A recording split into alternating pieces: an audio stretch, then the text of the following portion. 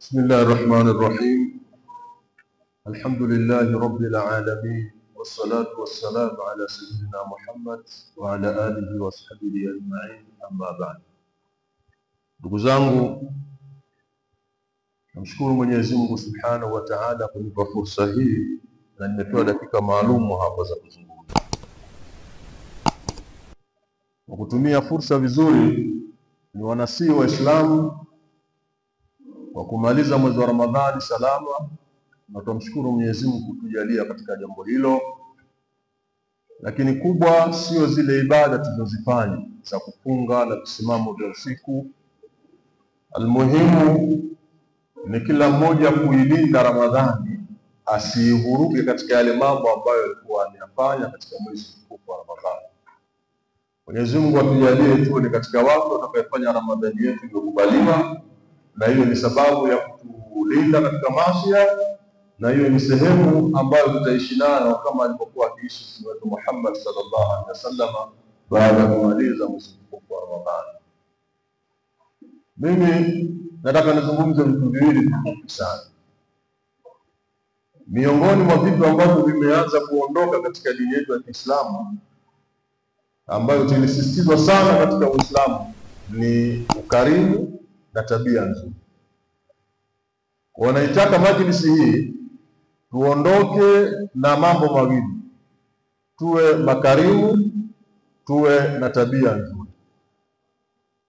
Ndani ya mwezi mtukufu wa Ramadhani tulijipamba na tabia nzuri za Kiislamu, tulijipamba na ukarimu, kwa sababu ndio malezi na tabia tuliolelewa kabla ya kuwa watu wazima. Ndio maana kila mahali unaona watu walikuwa wanafundishwa, watu kwa pamoja, ukarimu, tabia nzuri. Na haya sio mambo ya kubahatisha. Tunawasia wa Bwana Mtume Muhammad sallallahu alaihi wasallam, anasema dini yenu haitotengamana, haitokuwa nzuri ila kwa mambo mawili: as-sakhau wa husnul khuluq, kwa ukarimu na tabia nzuri.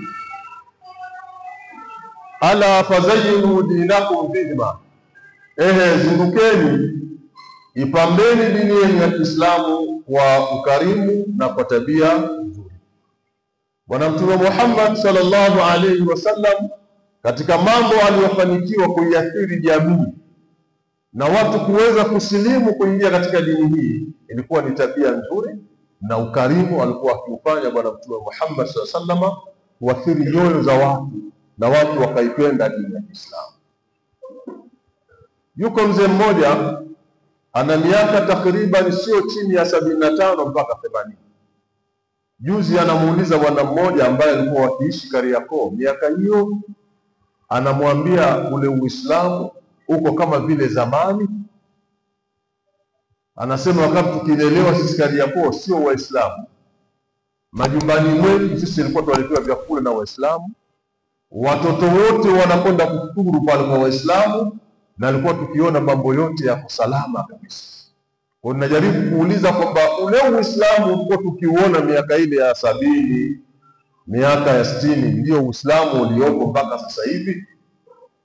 Yule bwana akamjibu jinsi alivyomjibu. Mimi sikutaka kuyachukulia yale maneno kama nilivyokuwa. Na ndio maana yuko mmoja katika walezi alimruhusia mtoto wake anakwenda mahali kwenda kufanya shughuli.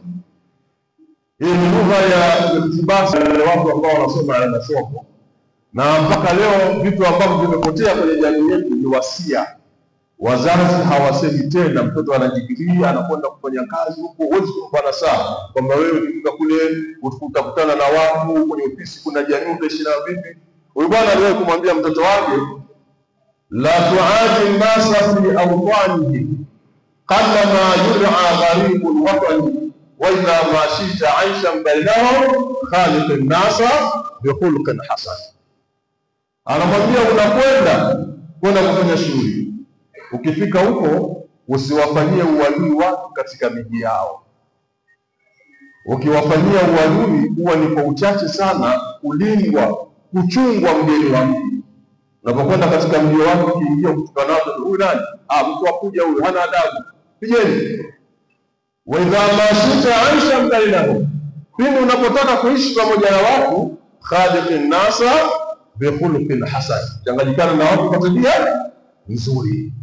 Kwa hiyo ndugu zangu, ukarimu na tabia nzuri ni katika vitu alivyojipamba navyo Mtume Muhammad sallallahu alaihi wasallam, na akavihimiza. Na dini hii itakavyoweza kufaulu, lazima watu wajipambe na ukarimu, watu wajipambe na tabia nzuri. Kinyume cha hapo, tuseme chochote, tufanye tunachokitaka, hakuna sehemu tutaweza kufaulu. Lazima tujipambe na mawili hayo, as-sakhau wa husnul khuluq, tabia nzuri na ukarimu.